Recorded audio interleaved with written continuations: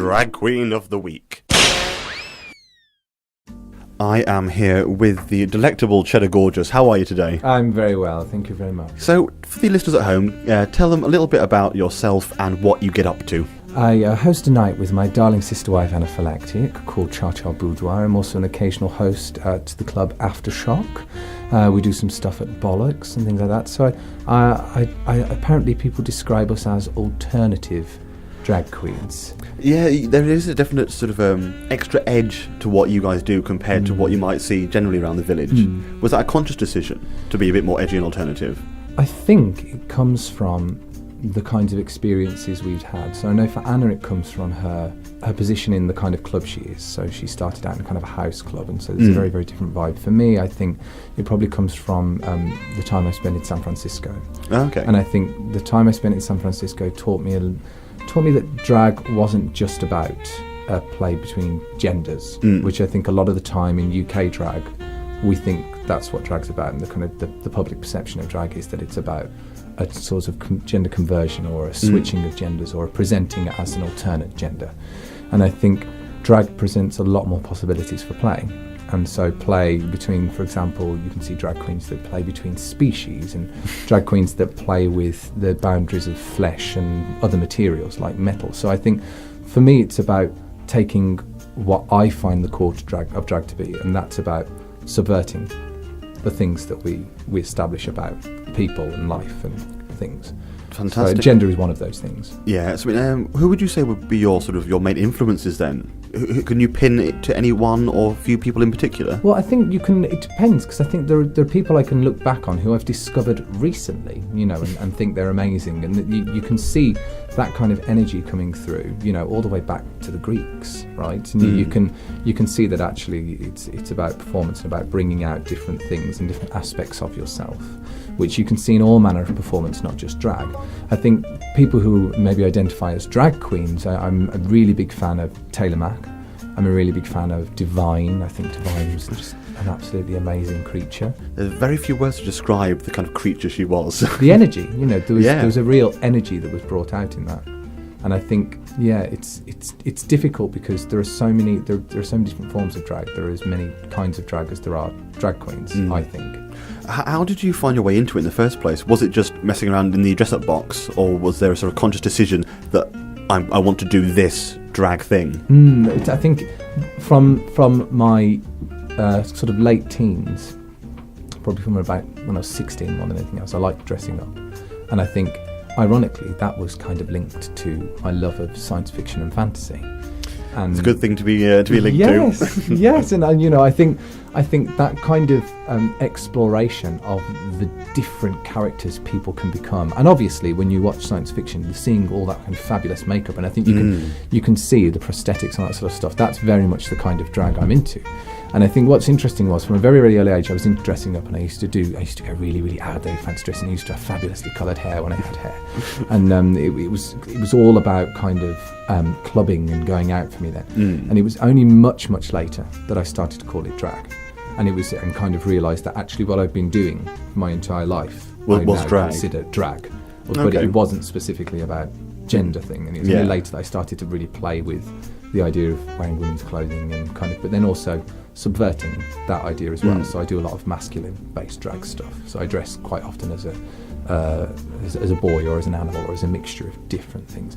But it was really on returning. So I did some club work here in Manchester after being a photographer for a very long time, and was asked to do something, and that didn't really work out. And I had a big break from drag, and it was only when I came back from San Francisco that I kind of consciously set out to do some more drag, and kind of hooked up with local performance troupes like Tranarchy, and started doing things at Bollocks, and then kind of started doing my own different things and working with Anna at the club. So how did you come together with Miss Anna Phylactic to create the little double act that you are now? She invited me. I'm very, very lucky. She invited me. They were looking for somebody else to kind of accompany her. And I've known Anna for a long, long time, long before she did Anna, actually. So we'd known each other in the past, and we've not really kept in touch. And then literally when I came back, we were we were chatting one night. I went out and went to the club dressed. I used to do kind of like a sailor drag back then. So we went and we hung out, and she said, they're looking for someone to do special occasions here with me. And so it was literally, she said, would you like to come and try? And so we tried it out and kind of figured it all out. And from there, really, our kind of friendship developed until we got offered by the club to do something of our own. And then we brought in a friend of ours, Danny, who helps us with all the tech stuff as well. So we're kind of a little trio. Very nice. Double act. Did it take much work to create the sort of style and look of the current Cheddar Gorgeous, or did it just sort of evolve naturally? It evolved out of my I suppose my desire to do. It's really funny because I have a drag mother, so which is not very usual in the UK scene. So and my drag mother was very into that kind of twist on gender and playing with more masculine stuff. For all the people at home, explain what a drag mother is and does. So, in the US, you have this sort of family system that exists, where basically, as kind of young drag queens are emerging onto the drag scene, they'll be assigned a mother, or like a mother will appear in their lives, and this is a person who helps you out with gigs, helps you out, teaches you things, how to do makeup, how to walk in heels, all of these wonderful... all the essentials. The skills you need in order to survive... as a drag queen. The brutal drag world. But we don't really have a lot in here. I think that comes from the differences in our gay scenes. So if you imagine the US gay scenes a lot of the time seem to develop like their West Village and stuff like that through ghettos, essentially. So ghettoization, and Castro was very, very similar. So you have this kind of queer youth running away and kind of ending up in these families that they choose, and families that kind of choose each other and support one another. Here, our kind of gay scenes emerged a bit later out of bars and things, is my impression of it. And so you don't necessarily have that kind of those support networks in place sometimes, but not in that kind of formalised familial way. So but I was picked by a drag mother when I started going out in drag, but one of the things she used to play with was this idea of using masculine gender stuff, and I think I started very much in a quite trash tranny, big boobs, like kind of big hair way. And it's funny how I moved from that onto just wanting to do things that didn't have any hair and stuff like that. And it's only later that I now started to, I've got kind of I use the same kind of hair every time, the same style of hair every time, and I'm kind of quite strict with that, or I'll wear no hair. But I think you end up finding those things which you like and which kind of make you a little bit more distinctive. But I think the learning the makeup and stuff has been a big learning curve over the last couple of years, I think, and learning and spending more time on the makeup. So, you can spend between 2 and 4 hours depending on what we're doing. On a face, on a face. That's a lot of time. It's a lot of time. And a lot of makeup. It's a lot of time and a lot of makeup, but... We'll spend a fortune. Yeah, well, if you're doing prosthetics as well, so, you have to factor that in, and different times for different kinds of looks. It's very... and one of the things people often say to me in Anna is that they find it not like drag. They find it as a form of art. And I'm game for that, but my response is always, why is drag not a form of art? And for me, it definitely is. I think people perceive drag very much as the sort of woman miming to other people's songs on a stage. There's very much that sort of idea in people's heads. And then when they are presented with people such as yourself and Anaphylactic, it's a bit of a shock, I think, to some people, because they aren't expecting it. Yeah. Well, I think drag is a form of collage, and I think that kind of style of drag, which I grew up on, when I was a young person in Birmingham, and I was going out and I was seeing Sabrina Duncan and kind of all those characters, and the Dame Edna experience. Absolutely fantastic. But that was quite an experience as well. Oh, it was. Absolutely fantastic. And like growing up on TV with Lily Savage, people like this, and absolutely fantastic. And it's one style of collage for me. So you have those elements of the look that they're creating with the particular form of performance they're doing. And I think for me, that is what I like to do with drag. So we do lip syncs at Cha Cha. It's the only kind of performance we do. But we like to play with storytelling and the idea that using your look and the song that you've chosen and the particular thing you're going to do on stage, you're telling a story in a different way. And that's very nice. Enjoyable about it. When you come to each event or sort of occurrence. Yeah. Do you consciously change the style of the look to a certain extent? So each one is completely unique. Oh yes. I think there are certain things that you can do. Like, so if I'm going to just a club night that I've not been to before, and like it's kind of just a nice hosting, and you have to be nice. There are certain things I can do again.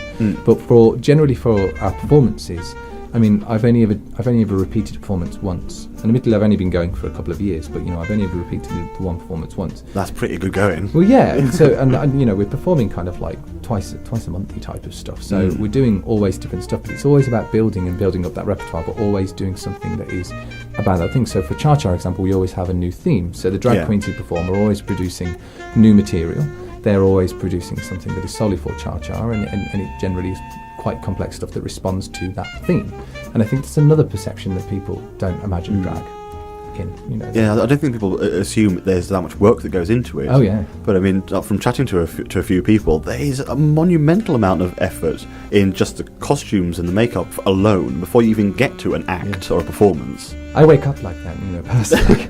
Personally, obviously, I have to work hard to look bad. It's terrible, but it takes a lot of work, and I think it's not valued necessarily in the way that it should be.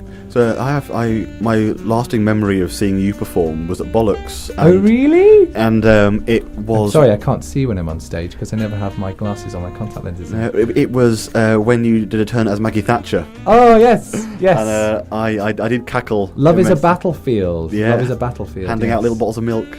Oh yes, I love that. Yeah. But I think that's another thing that perhaps I like to do with drag is I like to talk about politics and contemporary news and like kind of really push that home to people. Yeah, and this is what I was going to go on to. There's a lot of stuff in the news recently about Panty Bliss, who being an accidental sort of activist after calling some people who are campaigning against equal marriage in Ireland homophobic, and she's had a whole backlash from it. And a lot of drag queens I've spoken to find themselves in a position where they are at the forefront of local activism. Well, this is the power of spectacle, and I think that's ultimately what drag queens are doing. And I think some drag queens exploit that, others don't. So other drag queens will use that in a different way. They'll get what they want from the spectacle. But I think the real joy of drag queen is that they can hold that position of being a bit of a hub for a community, or being a centre of an interconnection between people.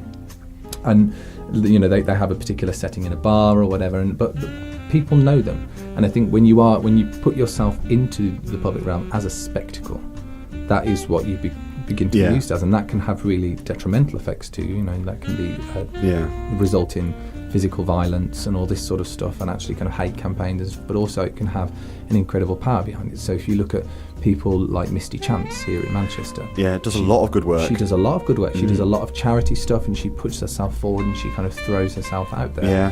And I think that to me is what I would like to see happening more with drag. Yeah, being at the forefront of all this thing and not just an act. And putting a heart back into something. And I think, especially if you hear a lot of people talking about the contemporary gay village now, you hear people talking about how there is a real lack of a sense of community and a sense of care for one another. And I think one of the things that a drag queen can do is try and perpetuate those things and bring people together. And one of the things that's been fantastic recently was the Pride House Manchester events that were going on. Wonderful, wasn't it? I was away, unfortunately, so I couldn't attend, but my co-host went for the hand-holding thing around, and apparently it was just amazing.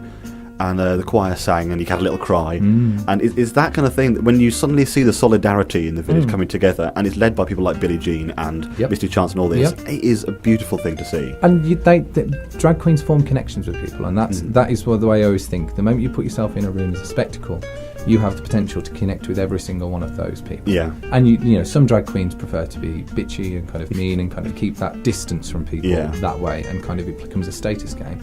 But other people, they use it for, other drags, they use it as a way of going, okay, I'm going to get to know every single person in this room. And that has a great ability when it comes to organising. Because for people like Misty, she'll have thousands of people on her mailing list, and she can just go, hey, there's this event, and it becomes an awareness raising thing. Yeah. And that we don't have a lot of those community centres going on much anymore. We have the LGF here, but it's unclear how many of the gay community really want to connect or feel that they have a need to connect with the LGF, because a lot of people only visit it when they feel they have a problem. Yeah. Whereas a drag queen, people find that entertaining, they find it desirable. It's less of an imposing presence to go. And, you can go and chat to your auntie, whoever, and it's fine. It's someone outside your fishbowl who can just give you some friendly advice, pat you on the shoulder, and buy you a drink. They're integrated. They're part of your world. They're part of your everyday life. They make sense to you. Yeah. So, if there was someone starting out in the world of drag, and you were perhaps to be their drag mother, what advice would you give them first off? Different drag mother. No, I think I don't. It's hard because I think everybody comes from different places. Be true to what you want your drag to be. I think it's very easy to tell somebody what you think drag is and what you think their drag should be. I think it's really important to actually play, to not take things too seriously, and to not treat it as a solid thing that you're creating. Drag queens grow, just like because drag queens are, we talk about them as separate from ourselves, but drag queens are just part of yourself. Yeah. And I think people grow, and so should your character, and so should your drag. Yeah, and it's not. I don't even see it necessarily as a growing character. I think I see it as a form of expression, and your way of expressing. It's a doing thing. It's a verb. Your way of expressing will change and grow and shift. Fantastic. And you have to play. And there's generally an idea that you get, and you go, "Oh, you want to do that?" Then do that, and see where that goes, and then see how it changes. So, Licorice, who is kind of mine and Anna's little drag child, that we use it playfully. We use it playfully. We're not overly serious with it.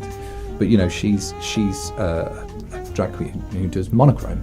Oh, okay. Does complete monochrome face all the time. And recently she's been experimenting with colour. Oh, no. I know. And scandal. Everyone's like, outrage. You can't do that. But she's playing, and she's playing with colour in a very particular, unusual way. So she's kind of throwing splodges of colour on herself and having fun that way. And I'm like, brilliant, And it becomes a growth and a progression and a kind of like something that you enjoy. A continuing project. Yeah, try and remember it needs to be pleasurable. This is not going to be something that is... It shouldn't be a chore. Exactly. It shouldn't be something that... Well, it can be a chore, but it has to be a chore that's worth it. It has to be something that you look back on and go, okay, that was really worth doing that. It shouldn't be something that causes you anxiety or makes you feel like you're not right or not proper, because the very idea is you're subverting the idea that there is something that is right and there is a best way to be and a beauty, that idea of beauty and all that kind of stuff. That there is a particular aesthetic that you should be doing. No, it's about finding... Throw it all out the window. Exactly. Throw it out the window and be whoever you think you are.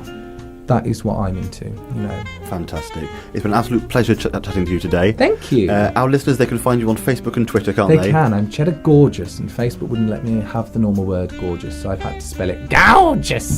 So it's GAWJUS, but you can look up Cha Cha Boudoir or find me on YouTube as well. I have a Cheddar Gorgeous YouTube channel where you can see all our videos. Fantastic. I hope you all research Cheddar thoroughly and attend all the cha-chas that are coming up in the future. Lovely. We'll see you all again. See you again soon. Thank you. Bye-bye. Drag Queen of the Week.